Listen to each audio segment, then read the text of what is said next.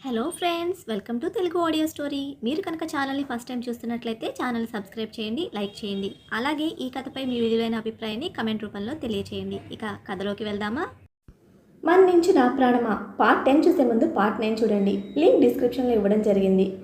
దానికి ఆరాధ్య సైలెంట్గా ఉండడంతో అందరి ముందే కాదు, ఇక సపరేట్గా కూడా క్షమాపణలు చెప్పడానికి వచ్చాడు వాడు అని పక్కకు జరగగా అక్కడ కనబడ్డాడు జ్వలంత్. జ్వలంత్ని చూడగానే మొహం పక్కకు తిప్పేసింది ఆరాధ్య. కానీ అదేది పట్టించుకొని జ్వలంత్ మాత్రం వెళ్ళి ఆరాధ్య ముందు నిలబడి ఐఎమ్ సో సారీ ఆరాధ్య అని అన్నాడు.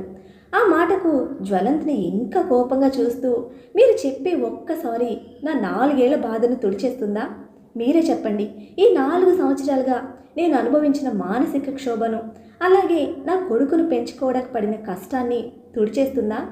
ఆ పిల్లాడికి తండ్రి ఎవరు, అసలు ఉన్నాడా లేదా, ఎవరికి పుట్టాడో తెలుసా అని సమాజం అన్న మాటలు మాసిపోతాయా? అలా తుడిచేసేదే అయితే చెప్పండి. మీరు క్షమాపణలు చెప్పకపోయినా నేను మిమ్మల్ని యాక్సెప్ట్ చేస్తాను అని అనడంతో, సారీ ఆరాధ్య, తప్పు చేశాను. అప్పుడు నువ్వు ఇంత బాధపడతావని తెలీదు. నువ్వు నన్ను క్షమించడానికి ఏం చేయాలో చెప్పు, అది చేస్తాను నేను అని మనస్ఫూర్తిగా అడిగాడు జ్వలంత్. దయచేసి నన్ను వదిలేయండి. నా కొడుకులో తండ్రి అని లేనిపోని ఆశలు కల్పించకండి అని చేతులు జోడించి వేడుకుంది. అలా అనకు, నాకు నువ్వు కావాలి, మన బాబు కావాలి, మీ ఇద్దరిని నేను అందరి సాక్షిగా పెళ్లి చేసుకుంటాను అని అనడంతో, ఇప్పుడు నేను తప్పు చేయలేదు అని మీకు రుజువు దొరికింది కాబట్టి ఇప్పుడు మీరు అందరి సాక్షిగా నన్ను పెళ్లి చేసుకోవడానికి సిద్ధపడ్డారు, అంతేనా అంటూ జ్వలంత్ కళ్ళలోకి సూటిగా చూస్తూ అడిగింది. దానికి జ్వలంత్ దగ్గర సమాధానం ఏమీ చెప్పలేకపోవడంతో, అర్థమవుతుందా మీరు ఒక ఆడదాన్ని ఎలా శాసిస్తున్నారో? ఒకవేళ నేనే గనక లేకపోయి ఉంటే, ఇప్పుడు నా గురించి గనక తెలియకపోయి ఉంటే, మీరు పెళ్లి చేసుకోవాలనుకున్న అమ్మాయిని పెళ్లి చేసుకొని ఆనందమైన జీవితం గడిపేవారు. అసలు మీకు నేనంటూ ఒక మనిషిని కూడా గుర్తుండేదాన్ని కాదు. ఇప్పుడు కూడా మీకు మీ కడుపును పుట్టిన కొడుకుపై ఉన్న మమకారం మాత్రమే నా మీద ప్రేమను కలిగించింది. ఆ మమకారంతోనే నేను తప్పు చేశానో లేదో అని తెలుసుకోవడానికి ప్రయత్నించుంటారు. నేను తప్పు చేయలేదు అని తెలియగానే నా మీద ప్రేమను పెంచుకున్నారు. ఒకవేళ అదే కొడుకు గనక లేకపోయి నేను మీకు ఒంటరిగా కనిపించుంటే, అప్పుడు మీరు నన్ను సమాజం ముందు ఖచ్చితంగా యాక్సెప్ట్ చేసేవారే కాదు అని అంది ఆరాధ్య. లేదు ఆరాధ్య, నేను చెప్పేది విను అని అన్నాడు జ్వలంత్. అనంత్ గారికి కూడా కోడలి మాటల్లో కొంచెం కూడా తప్పులేదు అనిపించడంతో ఆయన సైలెంట్గా ఉండిపోయారు. ఆయన ఆరాధ్య కోసం ఎంత వెతికించారో ఆయనకే తెలుసు. వయసు వచ్చిన కొడుకుకు స్వేచ్ఛనిస్తున్నారు అని అనుకున్నారు, కానీ ఆ స్వేచ్ఛ వల్ల ఇంకొకరి జీవితాలను నా కొడుకు నాశనం చేస్తున్నాడు అని అనుకోలేదు. కానీ అది తెలుసుకునే అంతలోపే ఆయన చేయి జారిపోయింది. చేతులు కాలేక ఆకులు పట్టుకొని ఏం లాభం అన్నట్లు అప్పటికే ఆరాధ్యకు జ్వలంత్కు మధ్య బంధం తెగే వరకు వచ్చింది. అయినా ఈ 4 సంవత్సరాల్లో ఆయన కూడా కొడుకుతో కనీసం 4 సార్లు కూడా మాట్లాడలేదు. ఆయనకు తెలుసు ఆయన కోడలు తప్పు చేయదు అని. అదే మాట మీద నిలబడి ఉన్నారు. ఎన్నోసార్లు కొడుకుతో గొడవకు కూడా దిగారు, నా కోడలు అలాంటిది కాదు అని. కానీ దెయ్యం మీద కూర్చుంటే ఎవరు ఏ మాటలు చెప్పినా వినలేనట్టు జ్వలంత్ కూడా పట్టుకొని కూర్చున్నాడు. చివరగా ఆరాధ్య దొరికితే నా ఆస్తి తన పేరు మీద రాసిస్తానని కూడా చెప్పారు. అయినా కానీ తండ్రి తనను బెదిరించడానికి చెప్తున్నాడు అని అనుకున్నాడు జ్వలంత్. ఇలా ఆయన ఆలోచనలు సాగుతూ ఉండగా ఆరాధ్యను ఎంతగానో కాంప్రమైజ్ చేయాలని చూసినా ఆరాధ్య కన్విన్స్ అవ్వకపోవడంతో ఇంకా చేసేదేమీ లేక అనంత్ గారు జ్వలంత్ వాళ్ళను వదిలేసి వెళ్ళిపోయారు. అక్కడి నుండి రాబర్ట్ కూడా వెళ్ళిపోవడంతో యాన్యువల్ డే పార్టీ ఏదో జరిగిందా అంటే జరిగింది అని జరగగా ఎక్కడి వాళ్ళు అక్కడ వెళ్ళిపోవడంతో మళ్ళీ కొడుకుకు తినిపించి పడుకోబెట్టి బయటకు వెళ్ళి ఎప్పటిలా పని చేసుకోసాగింది ఆరాధ్య. అప్పటి వరకు తన వర్కర్లలో తన మీద ఉన్న గౌరవం కాస్త ఇప్పుడు జాలిగా మారగా, జాలి చూపులు తన మీద కురుస్తున్నట్టు కనిపించడంతో ఎక్కువ సమయం అక్కడ ఉండలేక పని వాళ్లకు పనిని పురమాయించి అక్కడి నుండి మళ్ళీ తన గదిలోకి వెళ్ళిపోయింది. ఇంటికి వెళ్ళిన జ్వలంత్ అసలు ఎవ్వరితో మాట్లాడకుండా డైరెక్ట్గా తన గదిలోకి వెళ్ళిపోయాడు. వాళ్ళని చూసిన సునంద గారు భర్త దగ్గరకు వెళ్ళి, ఏం జరిగిందండి ఆరాధ్య ఏమంది అని అడగ్గా అక్కడ జరిగిందంతా వివరించగానే ఆవిడ కూడా బాధపడింది. అక్కడ వాళ్లకు కూడా మాటలు రాకపోవడంతో ఎక్కడి వాళ్ళు అక్కడ గదిలోకి వెళ్ళిపోయారు. గదిలోకి వెళ్ళిన ఆరాధ్య గతాన్ని తలుచుకుంటూ ఇంత సెల్ఫిష్గా ఎలా ఉండగలవు అని మనసులో అనుకొని నీలాంటి వాడి దగ్గరికి వచ్చి నేను సెల్ఫ్ రెస్పెక్ట్ పోగొట్టుకోవాలి అని అనుకోవడం లేదు.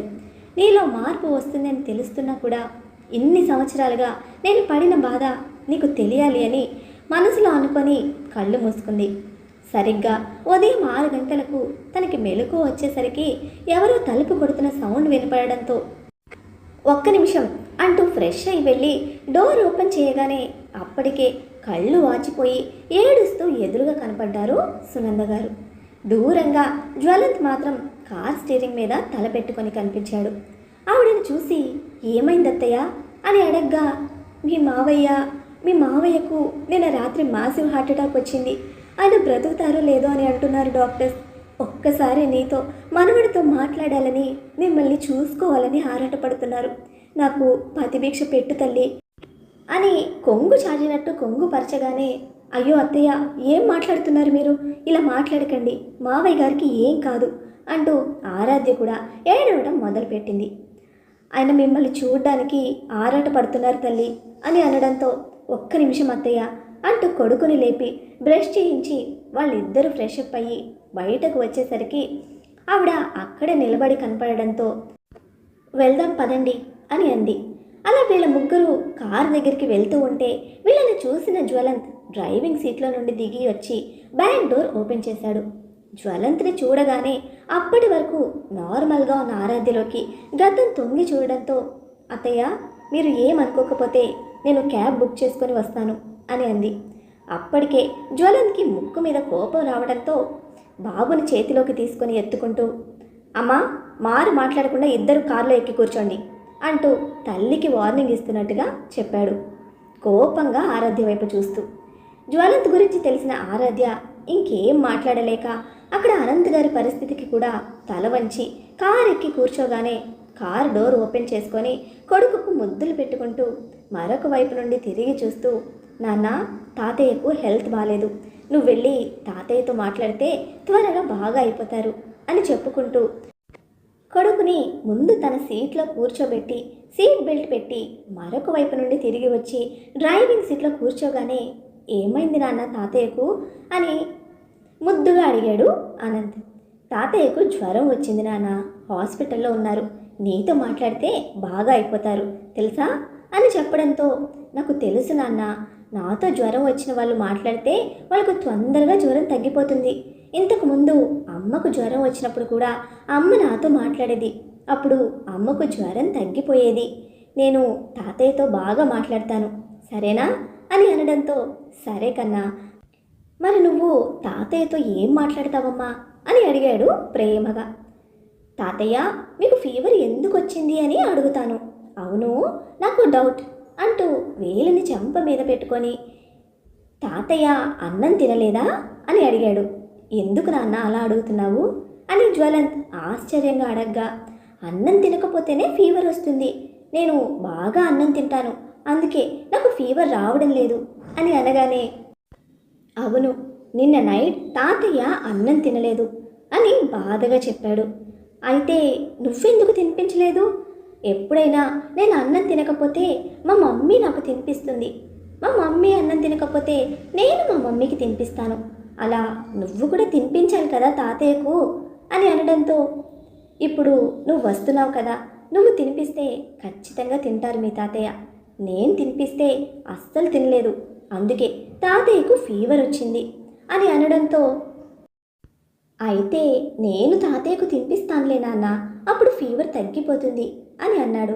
నువ్వు ఇప్పుడే లేచావు కదా, నీకు ఆకలేస్తుందా నాన్న అని అడగగానే లేదు అని బయటకు చూస్తూ చెప్పాడు. ఆరాధ్యకు తెలుసు కొడుకుకు పాలు తాగకపోతే అస్సలు తోచదని, ఎందుకంటే అది కూడా తన భర్త అలవాటు. ఎన్ని చెడ్ల అలవాట్లున్నా పొద్దున్న లేవగానే కుడితి తాగినట్టు లీటర్ పాలు తాగడం జ్వలంత్కి అలవాటు. అదే అలవాటు కొడుకుకు వచ్చింది. ఎన్నిసార్లు అనుకుందో పోలికలు తండ్రిని పునికి పుచ్చుకొని పుట్టాడు అని. జ్వలంత్కు కూడా అదే అలవాటు ఉండడంతో అప్పటికే అనేసీగా అనిపించగా అమ్మా, నేను పాలు తాగాలి, నాకు కాస్త అనీజీగా ఉంది, ఏదైనా హోటల్ దగ్గర ఆపనా, మీరు ఏమైనా తింటారా అని అడిగితే సునంద గారు ఆరాధ్యను అడగడంతో నాకేం వద్దత్తయ్య, కానీ బాబుకు మార్నింగ్ లేవగానే పాలు ఖచ్చితంగా ఉండాలి, లేకపోతే అంటూ ఆగిపోగా కొడుకు వైపు చూసి దించాడు కదా నా కొడుకు వాడి కొడుకుని వాడిలాగే అని మనసులో అనుకుంది ఆవిడ. జ్వలంత్ మాత్రం కొడుకు చుట్టూ చేయి వేసి ఇంకా దగ్గరగా లాక్కుంటూ, నాన్న, నువ్వు పొద్దున్నే లేవగానే పాలు తాగుతావా అని అడగ్గా అవును అని తల ఊపడంతో నీకు పాలు చాలా ఇష్టమా కన్నా అని అడిగాడు. అవును, నాకు పాలు తాగకపోతే ఏడుపు వస్తుంది అని తనకు తెలిసిన రీతిలో అన్నాడు అనంత్. అంతే, అప్పటి వరకు జ్వలంత్ మనసులో ఉన్న బాధ మొత్తం ఎగిరిపోయింది. వీడు నా కొడుకు అని అసలు ఎవ్వరూ ఏ డిఎన్ఏ టెస్టులు కూడా చేయించాల్సిన అవసరం లేదు, నా క్వాలిటీస్ కూడా మొత్తం దిగిపోయాయి కదా అని ప్రౌడ్గా ఆరాధ్య వంక మిర్రర్ నుండి చూస్తూ, ప్రెగ్నెంట్గా ఉన్నప్పుడు ఇది నన్ను బాగా తిట్టుకున్నట్లుంది, తిట్టుకుంటూ తలుచుకుంది కదా, అందుకే నాలాగే వచ్చాడు నా బంగారు తండ్రి అని చూడగా తననే కోపంగా చూస్తూ కనపడింది ఆరాధ్య. వెంటనే చిన్నగా కన్ను కొట్టాడు జ్వలంత్. అంతే, ఆశ్చర్యంగా ముఖం పక్కకు తిప్పేసుకొని వీడేంటి ఓవర్ చేస్తున్నాడు అని ఆలోచించుకోసాగింది ఆరాధ్య. తన మనసులో ఉన్న ఆలోచన తన ముఖంలో స్పష్టంగా తెలిసిన జ్వలంత్, తప్పదు, ఇక మళ్ళీ నిన్ను ప్రసన్నం చేసుకోవడానికి నాలో ఉన్న రొమాంటిక్ యాంగిల్ని బయటకు తీయక తప్పదు, ఏం చేస్తాం, చేసిన తప్పులకు ఇలా క్షమాపణలు చెల్లించుకోవడం తప్పడం లేదు, దేవుడి దయ వల్ల నాన్న ఒక్కసారి క్షేమంగా బయటకు వస్తే నీకు 3 చెరువుల నీళ్లు తాగించి నేను ముప్పు తిప్పలు పెట్టి నేను ఒప్పుకునేలా చేసుకుంటాను, కుదరకపోతే కాళ్ళ మీద పడతాను అని అనుకుంటూ ఒక మంచి రెస్టారెంట్ దగ్గర కారు ఆపగా దానిని చూసిన ఆరాధ్యకు కళ్ళు పేలిపోయాయి. అందులో పాలు కూడా 500 రూపాయలకి తక్కువ తీసుకోరు కదా అనుకుంటూ వాళ్ళ అత్తగారి వంక చూసి, అత్తయ్య, వేరే చిన్న హోటల్కి ఎక్కడికైనా వెళ్దామా అని అంది.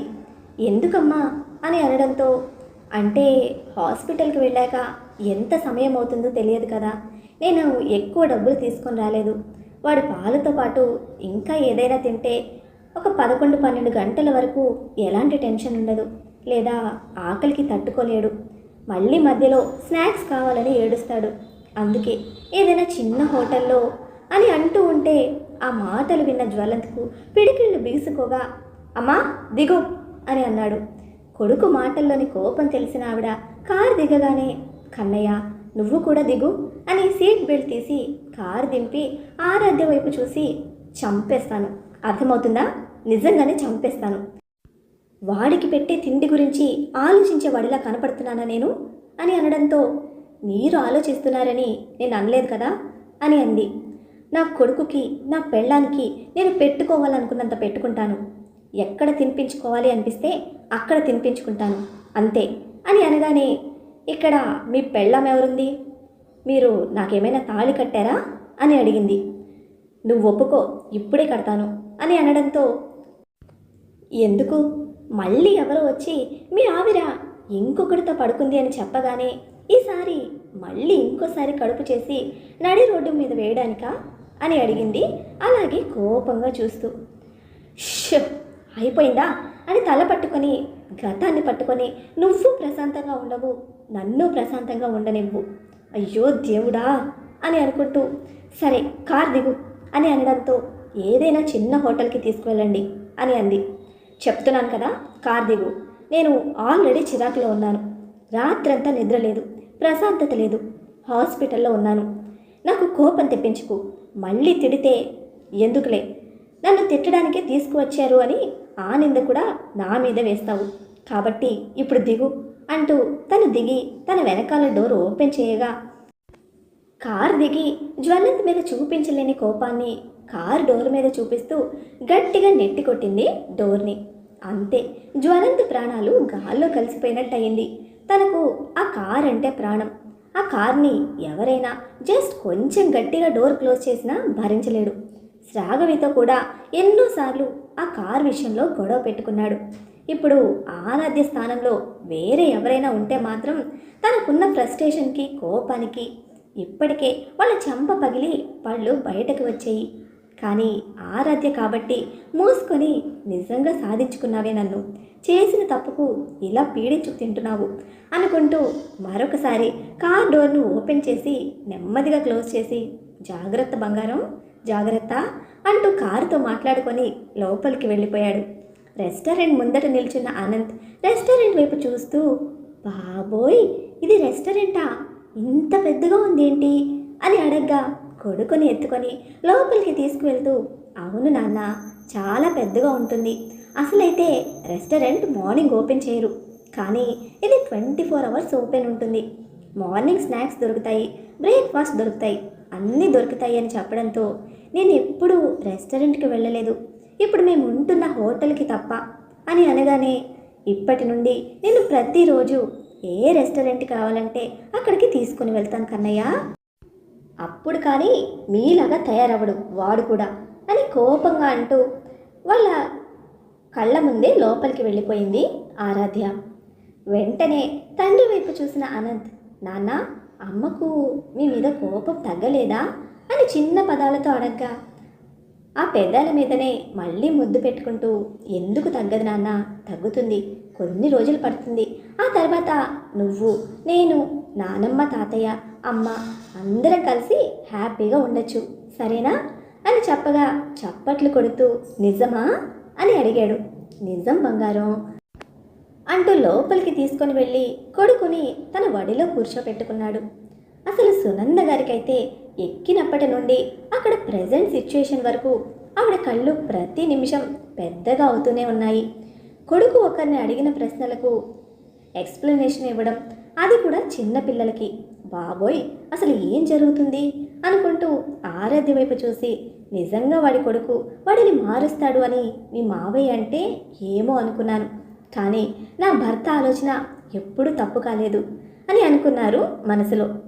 ఆ తర్వాత వెయిటర్ వచ్చి, ఏం కావాలి సార్ అని అడగ్గా, పాలు అని చెప్పడంతో ముందుగా కొడుకుకు ఏం కావాలో కనుక్కొని ఆ తర్వాత తల్లికి కూడా ఏం కావాలో కనుక్కొని ఆరాధ్య మొహం చూడగానే అసలు తనకు ఏం మాట్లాడాలి అన్నట్టు కూడా తెలియకపోవడంతో తల్లికి కొడుకుకి కావాల్సినవి ఆర్డర్ చెప్పి ఒక ఆనియన్ దోశ అలాగే తనకు కావలసిన పాలను ఆర్డర్ చేసుకున్నాడు. ఆనియన్ దోశ అని వినగానే ఆరాధ్య మొహం అంతా ఆశ్చర్యంతో నిండిపోయింది. ఎందుకంటే తనకు ఆ దోశ ఇష్టమని అప్పుడెప్పుడో వాళ్ళిద్దరికీ దూరం కాకముందు చెప్పింది. అది ఇంకా గుర్తుపెట్టుకున్నాడా అని అనుకుంది. కానీ మళ్ళీ గతంలో నుండి బయటకు వచ్చి, నాకు తినాలని లేదత్తయ్య, ఆకలిగా లేదు అని అంది. హాస్పిటల్ దగ్గరలో మంచి హోటల్స్ కూడా లేవు, జొమాటోలో ఆర్ స్విగ్గీలో ఆర్డర్ చేయాలి అంటే టైం పడుతుంది, ఆకలి లేకపోయినా తిను, అంతగా కావాలనుకుంటే కుక్కుకో, ఎవ్వరూ వద్దనలేదు అని అనడంతో జ్వలంత్ను మళ్ళీ కోపంగా చూసింది. ఎన్నిసార్లు చూస్తావు కోపంగా, చూస్తూనే ఉన్నాను, చూసింది చాలే అని అనగానే కొడుకు కిసుక్కుమని నవ్వడంతో ఈసారి అనంత్ వైపు కోపంగా చూడగా అనంత్ కళ్ళు మూసేస్తే, ఏయ్ నా ముందే నా కొడుకును కోపంగా చూడకు చెప్తున్నాను అని అన్నాడు.